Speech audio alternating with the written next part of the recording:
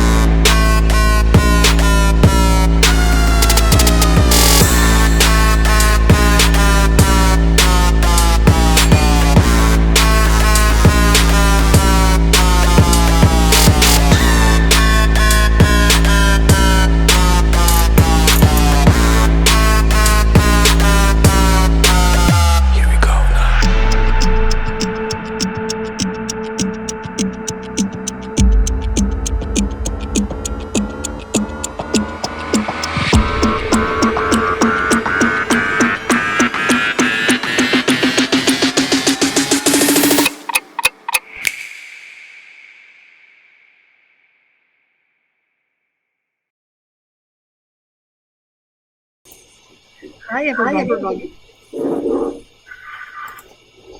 Hi, everyone around the world. Welcome. I think we're just waiting for one of the other panelists to jump on in, and then we'll get started in the meantime. Firstly, a big thank you, Natalia and all the FitTech Summit team. We kick off day 2 after a phenomenal first day, which included some truly insightful and engaging topics. My name's Chris Sharman, and my job is to follow in some big shoes from day 1 and kickstart day 2 as we talk space wars. The battle for the real estate in someone's home as at-home or connected fitness has become a full-on sector and is no longer a one company or Peloton thing any longer. I've been lucky enough to have worked in the industry for over 25 years. And since 2010, I've been consulting for companies across the world in the sports, health, fitness, well-being and activity sectors. I co-founded Topodium Group last year, and we provide marketing, custom app and software development, training and business consultancy services to those sectors. So let's do this. It's my absolute pleasure to introduce an amazing panel as we talk all things at-home fitness. First up, Melanie Lauer, the CEO of Kettler, the hardware company that through its fitness products like bikes, treads and rowers wants to welcome you to the feel-good movement. Melanie has an amazing marketing and electronics background and joined the fitness sector almost 18 months ago when she started at Kettler. Next up, also on the screen, is Jon Gregory, the CEO of Vitruvian, the Australian-based company who are looking to revolutionise the world of at-home weight training with their sleek designs, innovative technology, and intuitive algorithms. And last but no means least, he will, I'm sure, be joining us on screen very soon, is a fellow FitTech host. He was on yesterday, an experienced entrepreneur, visionary, and the founder and CEO of Limb.io, formerly called Fun with Balls. Markos Kern is merging sports and gaming to create products and experiences that are moving the world through gamification. If you've not heard of any of these amazing panelists or their respective businesses, I'm going to drop their links into the chat very shortly, or it looks like Max has already beat me to it. Good job, Max. And you can have a look at what they do and the businesses that they represent. So, as Natalia said earlier, don't forget to drop questions into the chat. We're also going to be doing some polls as well. So to start off with, we're going to start looking at the journey of at-home fitness. And we're going to put a poll up to start off with, which is, are you part of the at-home fitness revolution? So there are 4 different options we want you to select from. Yes, I am an at-home fitness warrior. I am there 3 to 4 times a week. I am an at-home fitness warrior. Or yes, I do it a couple of times a week. I kind of dabble in it. Next one, I've dabbled, but nothing consistent, sporadic here, there, and everywhere. Or it's not for me. Give me a real gym. Just let me go and walk through a door and do something in a physical environment. So that poll should be coming up soon. Whilst we go through this kind of first section of questions, please drop in one of those 4 answers, and we will get there. The responses in a few minutes' time. So at home, the fitness market, the journey of the at-home fitness market. My personal story, and we're going to go through the panelists in a second, was, yes, I at college bought some weights. I put them in the corner of my room and I did a few weights for a couple of months and I left them and then they got dusty and then they became a home for putting clothes on and I never really used them. That was the starting point for me with at-home fitness. From there, it was DVDs and the odd DVD that I might dabble with and go, oh, that was fun, to what we're now seeing now with much more online classes. So COVID for me was an opportunity to work out at home. And I didn't buy big bits of fitness equipment. I preferred the smaller pieces, the interactive, more flexible pieces like a Blaze Pod or a High Gear. But for me, COVID got me into at-home fitness. So we know the data. There's huge amounts of it out there. Significant increases in at-home fitness equipment in the States, up 220%. Online fitness up 135%. So huge numbers that we've seen since COVID. But I'd like to wind back a little bit. Melanie, let's head over to you to start off with. Talk us about your at-home fitness journey and where it began, and you from the last few years. What got you into at-home fitness? I actually had also in the past, also before COVID times, I had some fitness apps like Runtastic, like the typical 7 minutes that actually everybody used some years ago. And when I started working here for Kettler, I also bought some home fitness equipment like a rowing machine. And of course, I wanted to do some training. So the first trainings I did was YouTube videos. And then I started downloading on-demand classes. And I have to tell you, I really enjoy it. But then I realized the most time I have, because I've got 2 kids at home that also want to have my attention, is when I'm in a hotel room and when I'm traveling. So actually my home fitness behavior has expanded to third places, so to hotel rooms and not necessarily hotel gyms. And I think that's also part of the future. So understanding home fitness much more than just the address that you are living in. Absolutely. And we'll talk a little bit about third places a little bit later. Jon, over to you.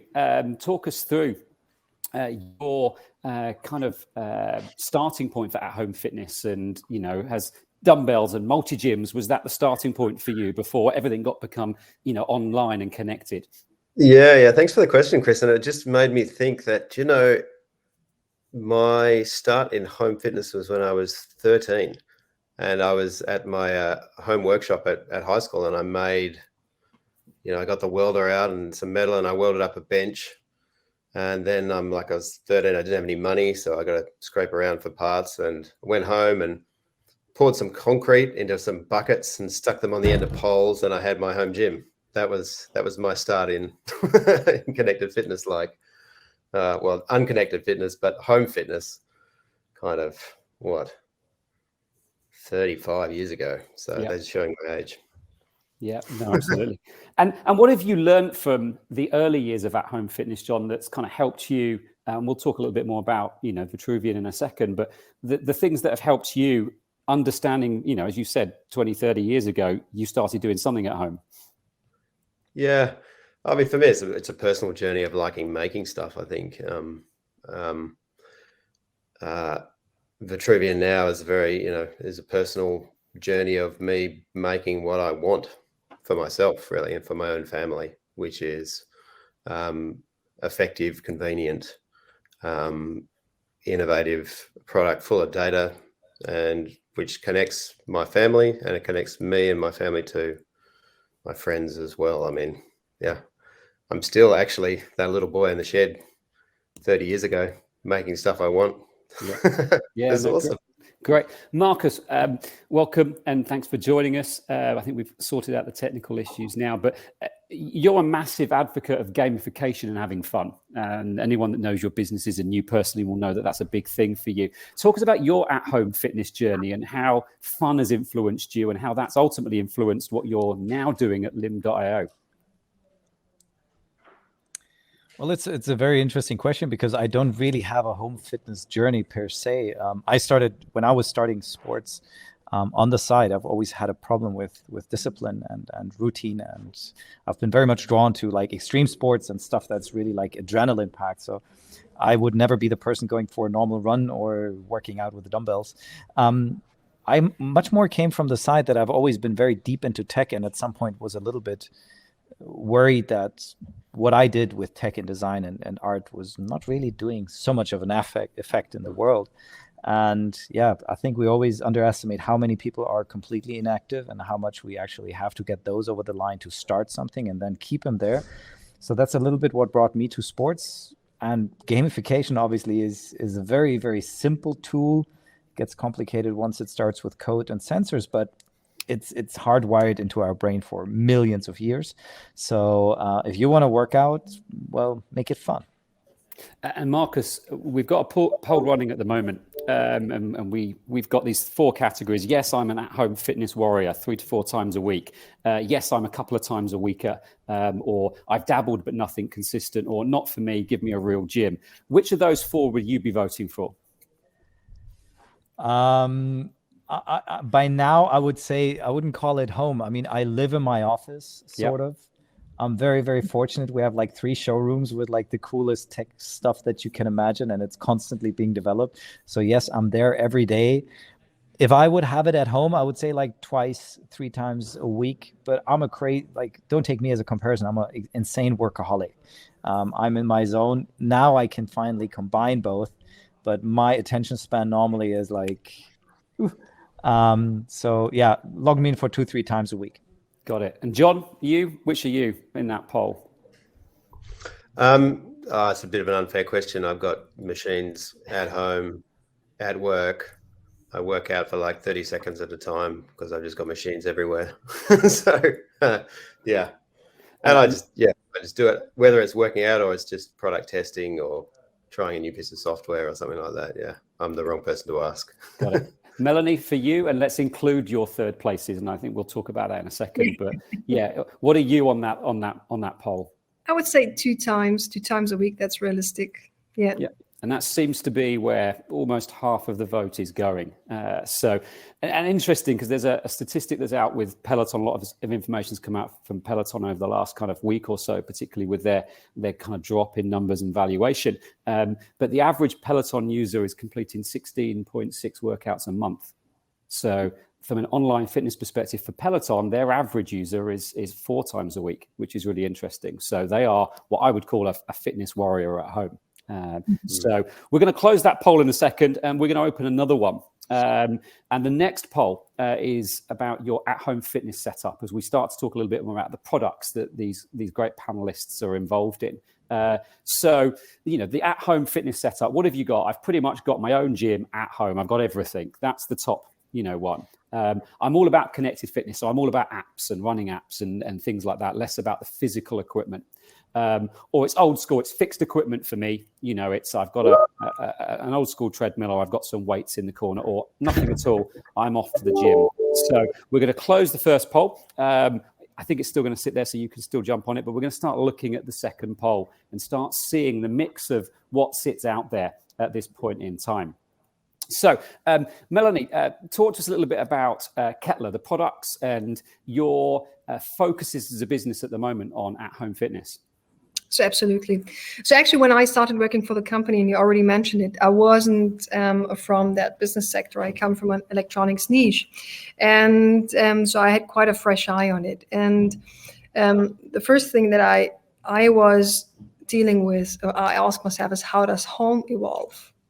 So how is really a home looking in the future? I mean, we can all remember when we were kids, there was a hobby room and everybody had his training equipment in the cellar or anywhere. But actually, since we see that by 2030, there will be 1.2 billion more of us, this implies that over 70% will live in cities. And this, it's totally logic. There will not be that much space anymore. So if you want to sell sports equipment, it simply has to harmonize with your home. It needs to become part of your home, not just that you're using it, but also that it can, that it stand there in the middle of the living room and, that it's not disturbing the atmosphere. And then the next thing is the flexibility. So people want to use fitness equipment whenever, wherever, whichever, and they want to be more, individual with it. And that's also one of the key points. I think the time has passed that you can tell your customer, use that hardware, and by the way, you're only allowed to combine it with that software. This doesn't work in the future anymore, because people need a combination. They use a certain app and they want to combine it to their certain hardware and then add probably another thing on top. And this is something we have to guarantee. The same with displays.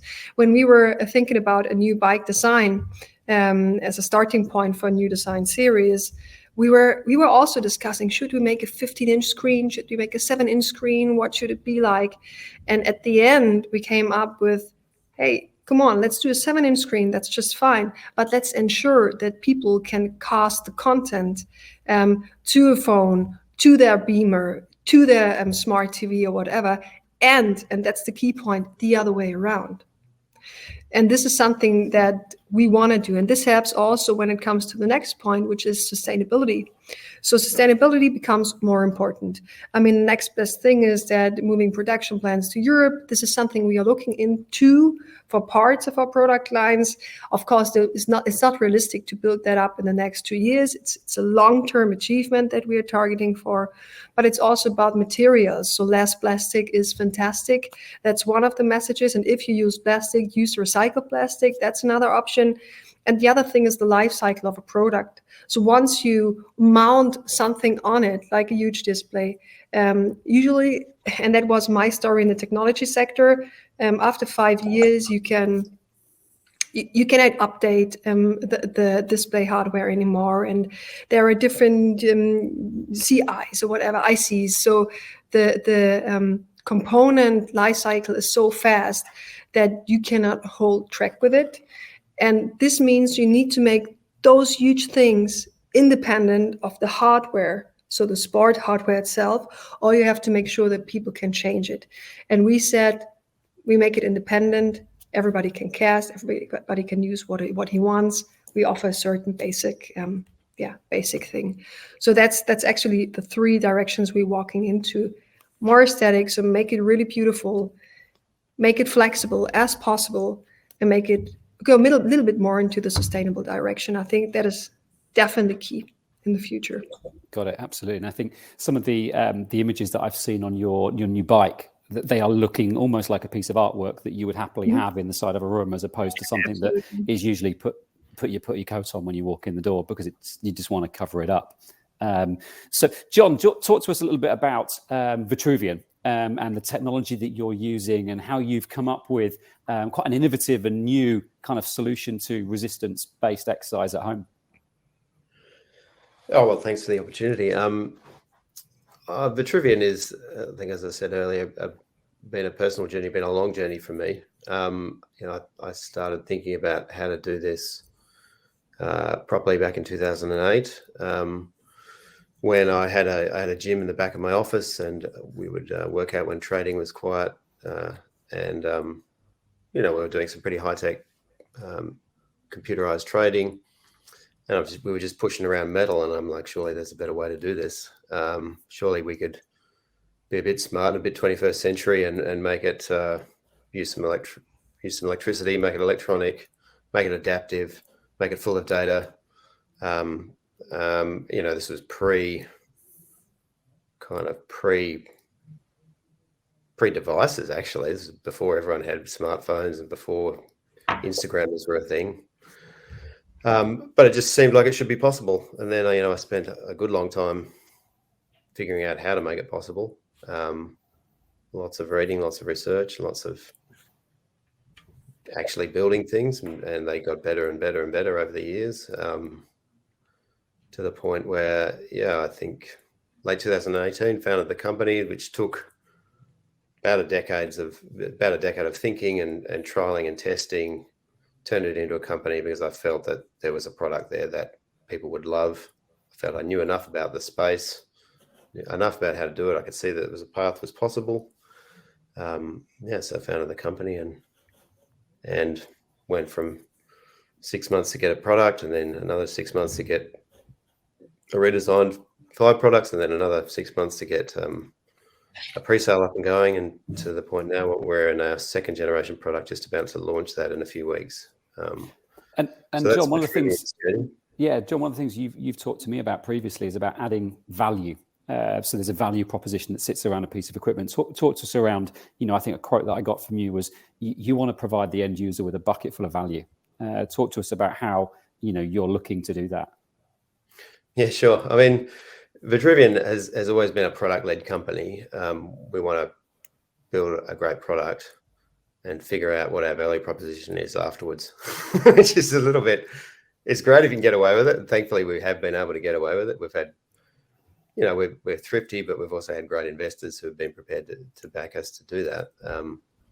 But at every step along the journey, we're just trying to cram as much value into a hardware and firmware and software offering that we possibly can to consumers. We don't want to tell them how to train. We don't want to tell them where to train. We don't want to tell them what's good for them, but we want to give them the tools to let them train how they want to, and maybe give them some new ways to train as well, and let them find what's valuable in the product and service offering. So that's why at Vitruvian we talk about building a bucket of value, so that we can build hopefully a mass market product that different sections of the market can find little pieces of value that they're interested in. Some people are just interested in the convenience piece. Some people are interested in the adaptability and the potential to be doing training in new and beneficial ways. Some people are interested in the community aspects. Some people are interested in kind of varying ranges of that. Some people are interested in putting it in their gyms or in their training studios and training with people together on the equipment. Some people are interested in training their people remotely through the same platform. So we're trying to build as big and an open and as flexible platform as possible to let people train how they want to. And I think that's the respectful way to bring a product into an industry, not to tell people what to do, but to give them options. Give them options, give them choice, give them the ability to train how they want to. Yeah, thank you. And Markos, I'd like to look at product from a gamification perspective with you. For anyone that knows your product, you're very much about gamifying, about getting the inner child of a person and getting them to compete with themselves or others. Talk to us around the Limb.io product and how you really tapped into that psyche of, competitiveness and gamification.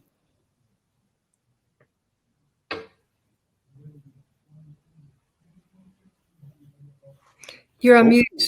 We can't hear you, Markos.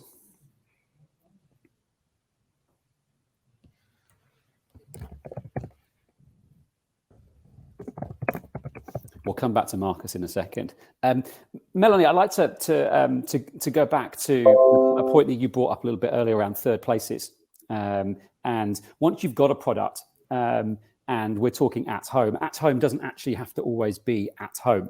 Talk to us around what Kettler have done to reach out to third places like hotels and some of the work that you're doing in that world. Yeah. So actually, I simply called them. So what I realized when I was on a business trip, I realized that I usually prefer carrying small bags with me because I do not want to carry around a huge suitcase. And this implies that usually there is no space for trainers, for shorts, shirts, whatever. But I also realized when I'm in the hotel room, I talk the whole day. So I just want to be alone. And I want to eat in my hotel room and I want to do some workout in my hotel room. And that's it. That's me time. And then I realized there is no fitness equipment in the room. So I contact the Roccaforte Hotel Group and I asked them, can we make a deal? So you offer indoor room service, and whenever a customer calls and wants to receive a rowing machine or something that is flexible also for you to carry around in the hotel, because it's also a logistic topic that you have to include in your thinking process, then it's a Kettler that you bring up into the room. And they said, hey, that's a great idea. Let's do that. So we equip them with app wheels, with a skipping rope, with push-up handlers, and as I said, with a rowing machine. And since we are also working at the moment at a digital service offering like on-demand videos, training videos, which will be released soon and which will come up for free, also the hotel guest should benefit of it. So he can train with our app, and in the hotel TV channel, you can also see 24 hours rowing classes from Kettler, and simply sit on your shorts, bare feet on the rower and start enjoying yourself. And I think that's also one thing, because it's not only about sweating and exercising, it's sometimes also about relaxing. And a perfect stretch is something just taking some rows on your rower. And that's what it's about. Yeah. And we will start doing that first in Germany. And once it is successful, that's a kind of a test drive. We will roll it out over the complete Rockeforte Hotel Group. And I think, for me, as someone who has pre-COVID traveled a lot, been in a lot of hotels, I'm with you. Sometimes the last thing you want to do after spending a day of meetings, you're tired, you've been traveling, whatever it is go and queue up in a gym, be in a gym. A lot of hotel gyms are not, massive and so on, but to have the comfort of being in your own room, doing what you want, just have it, is a great idea. I will definitely be getting one of those up to a hotel room very soon. Markos, welcome back. I'm just going to go back to the question that we talked around before around product and gamification. Talk us through your use of gamification, your use of channeling into the inner competitive spirit that we all have. So now that my toggle button is working again with the interface, yes, I mean, what we do is we all know gaming is very addictive, and we all know sports most of the times it hasn't been improved much. I mean, there's great examples, most of them already sitting here in the panel. But still, like if you go to traditional sports, you're running around plastic cups, you're shooting balls at goals, and given the time or given the date and how our attention span is nowadays, that sometimes just doesn't cut it. Because if you spend half your day on TikTok, running around on a big field of grass with 21 other guys competing for a ball is not necessarily the most fun thing. So we mix real games. It's always about projections or LED screens, motion tracking. So we track the full room. We track every interaction. Your right hand is here, your left foot is there. And then we have developed our own sensors to track the wall at very, very high precision. So some people compare it with the Nintendo Wii, but think of it like the Wii on steroids. So you can throw small objects at very high velocity, very quick reaction time, no latency, and very, very precision tracking in the room. And together with the gamification and obviously the fact that for most of our games, we like to use objects, balls, like some people throw fluffy animals or whatever, it adds a complete new level of complexity. Because if you're obviously playing a fitness game where you tap the wall, that is complex and you need to move left and right, have good peripheral vision. But once I give you a ball, like it's a complete new level of interaction. Like you need to anticipate, where is that thing bouncing? How fast can I need to hit that? Is it better now to take 3 steps to the left and throw it and pick it up right away? Or do I throw it and then it bounces off the wall? I can and due to the game aspect of it, it's always short times, like it's 90 seconds and you need to get 5,000 dots to actually make an impact on the leaderboard. That whole one more round thing leads to actually a very proper addiction or obsession of doing it again and doing it again. So we always say somebody starts with, I'm going to try this 5 minutes, and they end up after 1.5 hours. Okay, let me try this game, just one round. But I think I can do the 5,000. Let me do that again. Okay, but Bob did the 6,000. So, and it just brings you in this constant flow state of basically, and I love sports for the fact of it. Just the one thing is, this element of discipline that we always try to, it's good that you do it. Even Peloton, I mean, they do it with a community, but it's still like, you can do this, you need to do it. We try to switch it around. It's like, you want to do this and you're hungry for it. And I don't need to tell you that you need to do something for your back and that it's better if you actually go down in your knees if you pick something up. So I'm just going to give you a game where you have to do it automatically like 200 times. And after that, you're going to go home with like, hey, I achieved level 65, and not like, hey, I finished my physiotherapy lessons. And that's just basically all it is. It obviously comes with a lot of technology and sensors and complex systems and real-time interaction with other people on the planet. But the secret sauce is hacking your brain and your flow state and motivation. And I think if there's any addiction we all want, it's physical activity.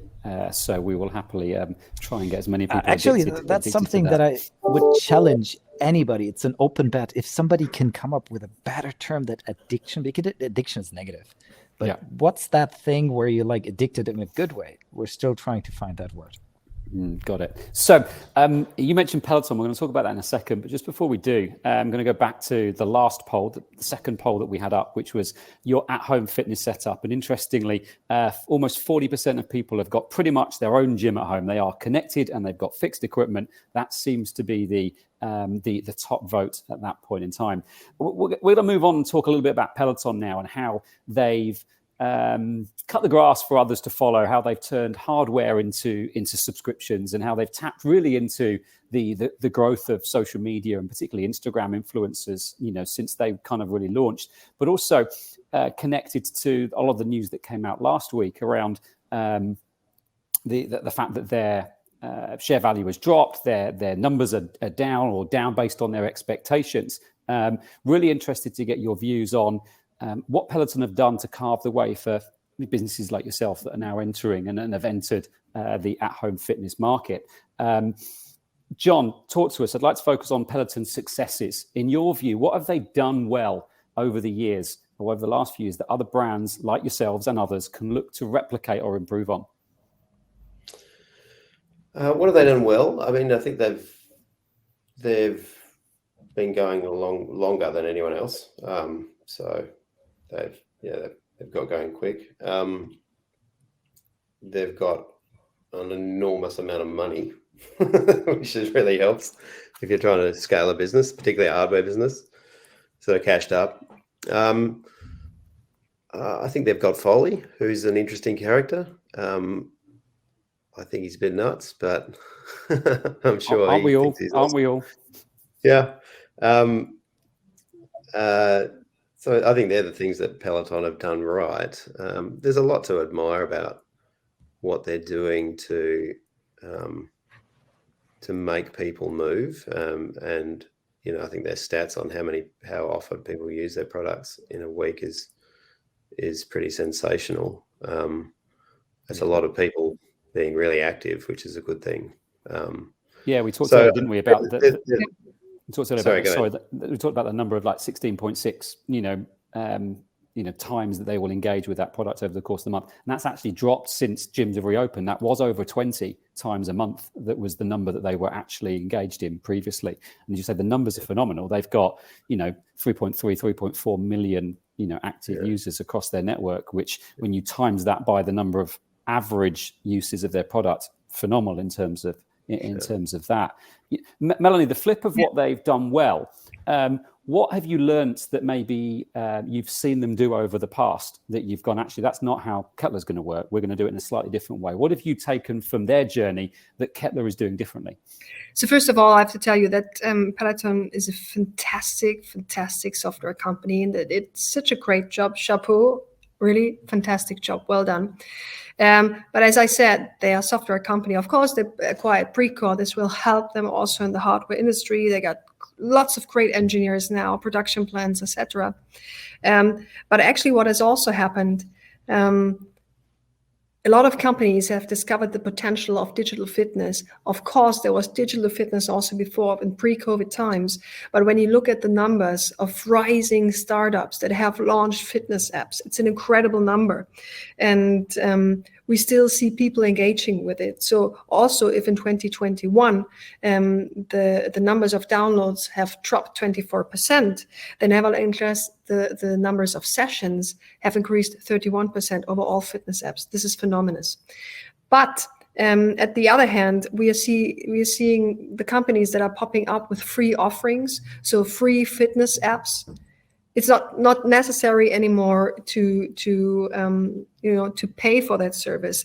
And the latest news with Apple Fit entering the market with less than 80 euros, so 99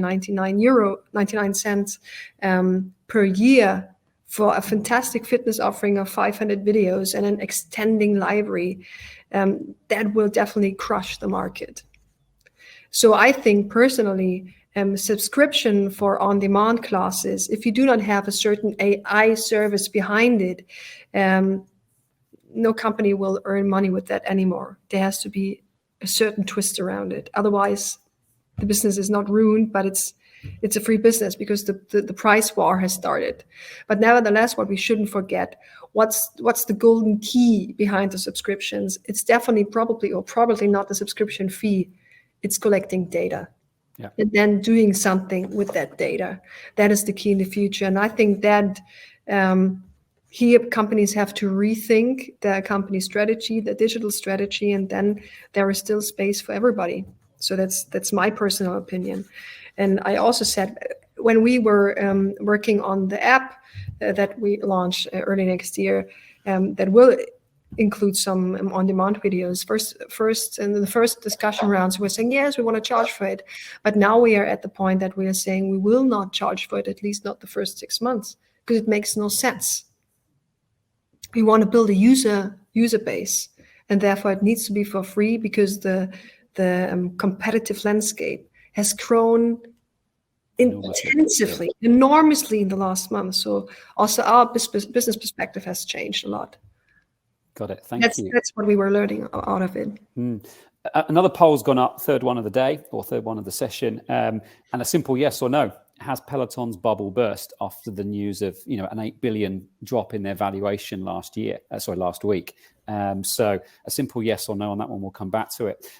Markos, from still sticking with Peloton and what is their tribe, their cult, their following, this online community, which, I've seen massively with friends that were fully into this during COVID. How are you looking at what they've done with that and connecting that with your online virtual community, with the game and the software and the hardware that you're putting out? And what have you learned from Peloton's building of an online virtual community that you can take and work with moving forwards? There's definitely a lot of learnings that you can have, and they did an amazing job. Obviously, there is a reason why they started with a lot of design companies from New York. They've been impeccably spot on in terms of how they communicate and how they onboard people and how they keep you engaged in your, let's call them church sessions, and how you have your peer group and how they interact with you. And this is something that I think it's not being reinvented by them. They just did an extremely well execution of it. So there's no rocket science to it. There's no, oh my God, and then they found out that this. Absolutely not. But they just made it in such a great product. Like they did it completely seamlessly with very nice, it all feels good. And they spent a load of money obviously doing that, but they achieved it. What we are taking from this is that people always want to compare themselves with anybody. And this is why the whole term metaverse and all these things are so insanely interesting right now, because we are always looking left and right. And sports has historically been, we weren't at war. So what do? Let's play war. And we've always wanted to compare each other. And I want to find out, am I better than you? Can we work together? Do we achieve something together? Are you an enemy, a friend? So we need that. And gyms, and this is the funny thing, we moved away from that into fitness studios in the 80s, and everybody's like, hey, there's the sports club. But you know what? I don't want to go on Saturday functions, and I don't want to meet the families from next door. And I just want to have abs. And we sort of cut that out deliberately and sold it as the new thing. It's like, hey, you don't have to be a track and field guy to have a stealthy body. You can now go into the gym and just lift this thing 200 times a day and leave. Cut the crap. And all of a sudden people are like, yeah, but we actually want the other people. We want to have that small talk around. We want to have like, ooh, what are you wearing? And so that's what they did really well. What I'm not such a big friend of is how extreme you take that. There is a certain, and somebody wrote it, like Peloton people is like Peloton Drive. And I think we have to lower the entry barriers for somebody, because we try to achieve that anybody can join this. Not even talking about the financial aspects, but just if you noticed, Peloton just did a switch in their communication, which might have happened because they had a little bit of the bubble burst. And all of a sudden you see pictures of Peloton with the average Joe. That never happened before. Before that, it was always the sexy mom. Hey, I have a 6-month-old baby lying there, but I look like I just came out of a Baywatch movie. It's like I'm working out at home. And all of a sudden you see the chubby guy. So they realized that they need to not just be like, hey, you have a loft in New York, cool, you need to get one of our things and we're all the creative angels. All of a sudden they realize to further grow, they need to go lower. And this is what I hopefully see in a lot of new startups and companies, is like, our main target audience is not the guy who's into sports. And the guy ordering, or hopefully the guy ordering a Kettler to his room, is not the guy like, I'm always on a stationary bike. Where's my stationary bike? Hopefully, and this is what these products do so insanely well. It's the guy who's like, well, I know I should be working out, but I didn't for the last year. My mom, blah, blah, blah, blah, blah. And then he comes to the hotel lobby and there's like the cool offer and he has a cool app and that's free. Perfect. And then he might consider taking it up. And that's a win for everybody.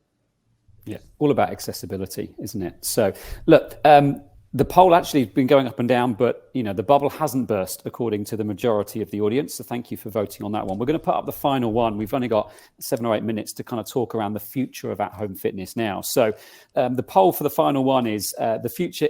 At-home fitness is the future, and it will overtake physical spaces. Or no, the hybrid model is all about choice. Or no, physical space will win out, virtual will die off. So you've got 3 different options for the future of at-home fitness. Jon, we're going to come over to you for this kind of final piece. We'll start with you on your view on what the future of at-home fitness looks like, and where are the companies going to find success as they move forwards in the next 12, 24, 36 months? Yeah, I think just listening to their customers is always a good start.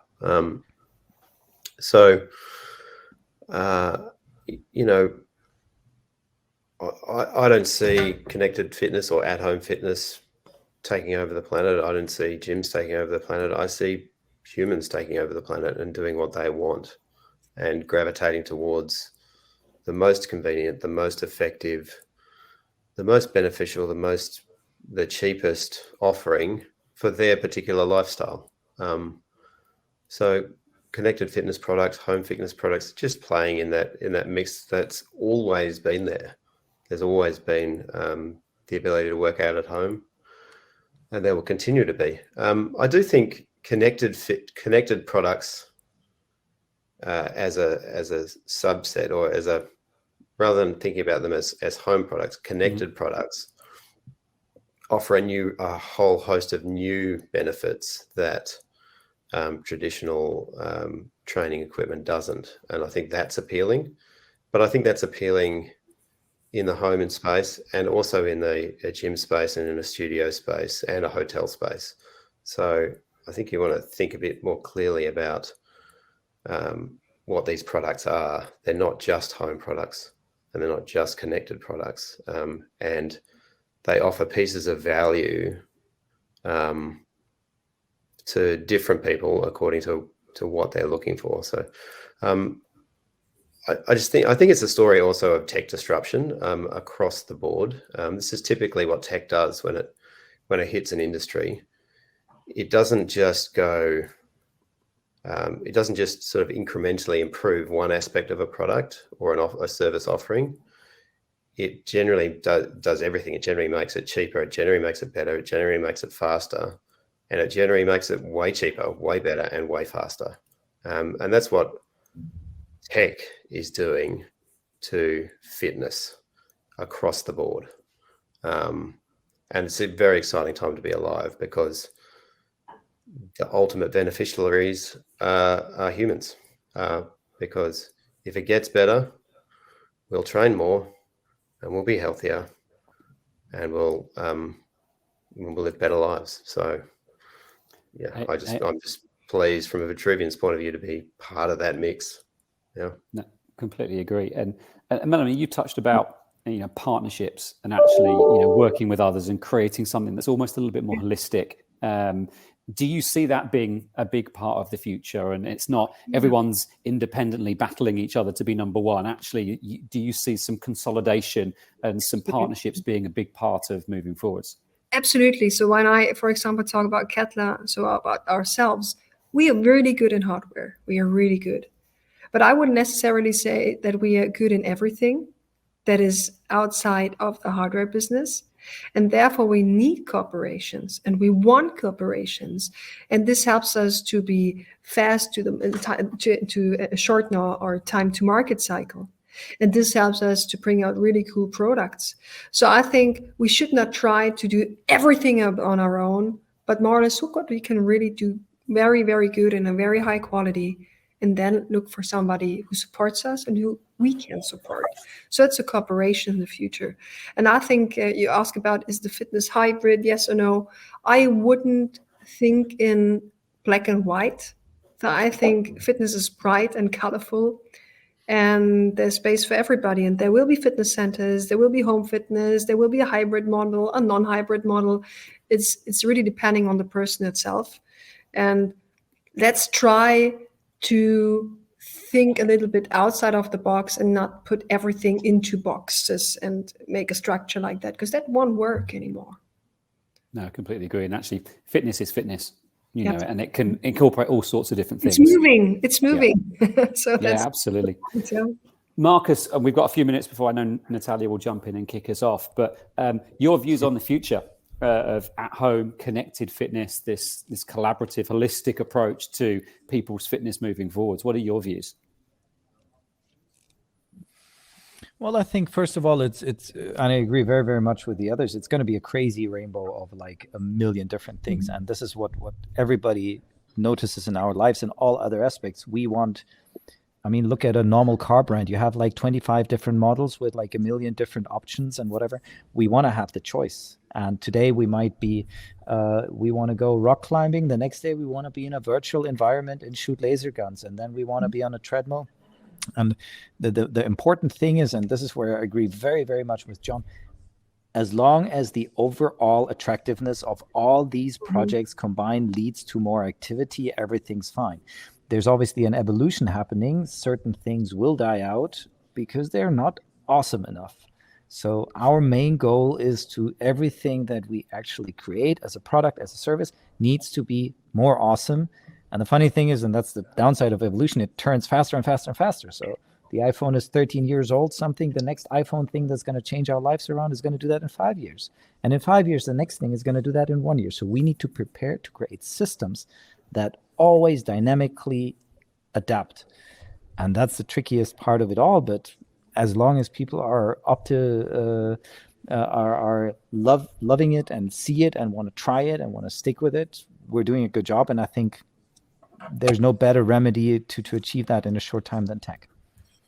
Completely agree. And I think it's very clear, very categoric what everyone thinks in the room. 100% of people think the hybrid model. We're not fighting at all. Like we all have the same opinion. Yeah, everyone is of that opinion. And I think some key pieces that you guys have pulled out around this holistic approach, this collaborative approach to growing fitness, whatever fitness is or can be or wants to be or whatever someone wants it to be, is really crucial. The sharing of data. I changed my answer to that poll. That final poll just to be the minority report, because I can't handle every single person voting on the hybrid model. So I'll fly the flag. There you go. For another vote. So I think for me, a massive thank you. I know we're just about to hit the time when Natalia jumps in. Melanie, Jon, Markos, really appreciate all your thoughts. Some really interesting and insightful ideas. Some great examples of how you guys are developing products that are completely different, but for the same space. And actually that any person could happily work with each of those products as they could with this whole holistic. Hello, Natalia, jumping up and down like a frog in the room. Guys, I just want to tell you I'm doing burpees because we just fucked up again. The feedback link should be working in a second where we're checking this one. So sorry for that, but now at least I have some blood in my brain and in my legs to continue the conversation. There we go. We are all done. A big thank you to everyone. Natalia, over to you. Thank you, guys. That was awesome. And actually, some of the attendees shared with us the link that Peloton has just introduced their new product, this one, which I think is a very interesting discussion as well, to see where the future of strength training is taking us, and also the future of screens, because as you see, screens are being distributed again. Melanie, coming back to your point, right? So probably people will be using mirrors less. We'll learn about mirror use cases in the future, like after the next session. But we definitely see the arrival of the next wave of using screens for fitness goals as well. So guys, thanks for this discussion, and talk to you soon again. And now, Thank you very much. thank you. See you. Ciao. Bye-bye.